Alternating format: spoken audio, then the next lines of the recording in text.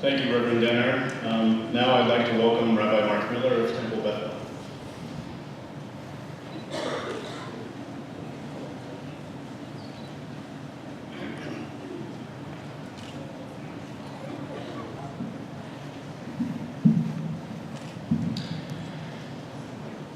I'm not sure about anyone else, but it feels so free and good to be sitting in here without the shoes on my feet.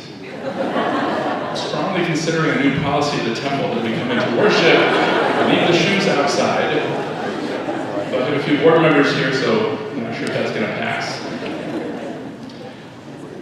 The other thing that is feeling especially good is to look around this room right now. And I would like to ask everyone for just a moment to turn, don't look at the front, look around this room. Look at the faces that surround you. Take an extra moment to look into the faces that perhaps are a little different than yours.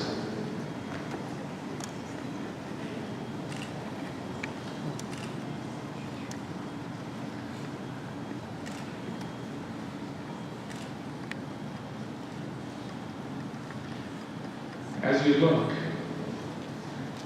perhaps you, like me, will wonder why it is that it takes this sort of tragedy for the room to look like this. I love our differences. I don't want us all to be the same. I think we're better for the things that make us unique in our different traditions, in our different faiths, our heritages. And yet sometimes taking all these differences and bringing them into the same room is exactly what we need to recognize what's so important around us. So I'm grateful for this moment. I'm grateful, hopefully, for the moments that will follow this that will look similar to this as we all look around the room. I met Imam al-Asmari 5 years ago when he first came to Temple Bethel to offer a prayer at one of our programs. Met Imam al-Turk the same day, as well as a lot of other friends in this room of different faiths and backgrounds. All I knew about him then was that he was the imam of our local mosque, and it was important for me that he be there, to be with us at a time of interfaith unity. Since then, we have spoken numerous times at each other's houses of worship. We've done programs together in the community. Some of our kids have met each other. We've eaten meals, shared coffee. We've laughed together, and we've even had difficult conversations together about things that matter deeply to each of us.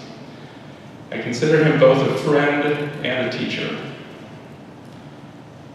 4.5 months ago, Imam al-Asmari, along with many members of this mosque, as well as people from a variety of religious institutions from all around this area, including many people sitting in this room tonight, came down to Temple Bethel for a painful but ultimately life-affirming evening after the shootings at the Tree of Life Synagogue near Pittsburgh.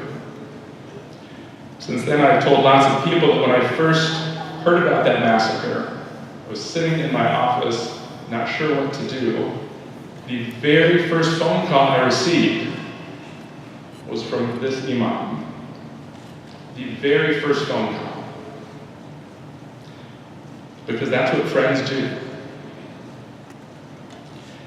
So when I woke up 2 days ago to the news of 2 mosques in Christchurch, the only thing that I knew that I was supposed to do was call my friend. Not to fix it, not to figure anything out, but just to say that we will get through this together. I cannot tell you what a terrorist looks like. I can't tell you what terrorists sound like, what religion they are, or what language they speak. I don't care what anybody tells you. Nobody can pick a terrorist out of a group of people just by looking at that group of people. But I can tell you what a terrorist thinks. Or maybe I should say I can tell you what a terrorist doesn't think. What a terrorist has not learned. Religion, all religion, is a way to understand the world around us and a way to benefit from the deep wisdom that has been passed down to us from generation to generation to generation. It's a way to live a better life. In our Talmud as a Jewish community, there are a lot of rabbis in the room tonight. You'll forgive me if I give away one of our secrets. There are certain texts in all these books that we refer to more than others, certain ones that seem like they're a little bit of favorites.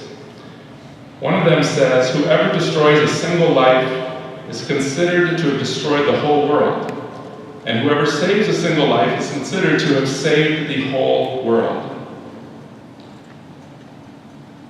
One of my own teachers recently taught me that in the Quran, in the Holy Quran, it says, God says, we decreed that whoever kills a soul, it is as if he has slain all of mankind, and whoever saves one soul, it is as if he has saved all of mankind.